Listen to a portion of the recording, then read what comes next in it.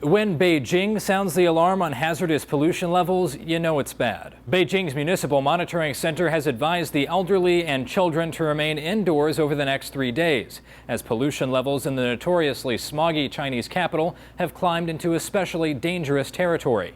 Sky News' Mark Stone gives a look from street level. Beijing is effectively built in a desert, and around the city centre itself are hundreds of factories churning out all sorts of pretty bad stuff, and this is the result. But as for just how bad those pollution levels are, well, that depends on who you ask. Pollution is measured in micrograms per cubic meter. In New York and London, that figure is typically under 15. Saturday in Beijing, Chinese officials pegged it at over 400, the worst since the city started recording data a year ago.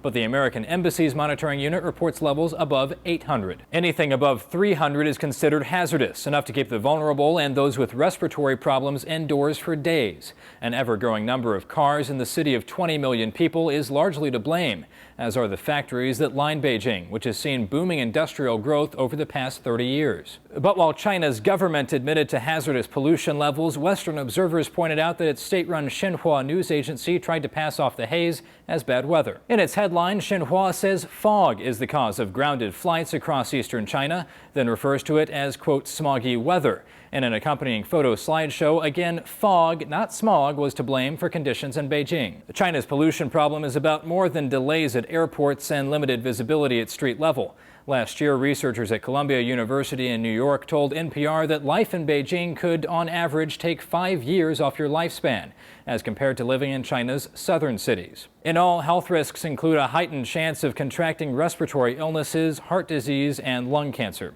For Newsy, I'm Zach Toombs. Multiple sources, a real story.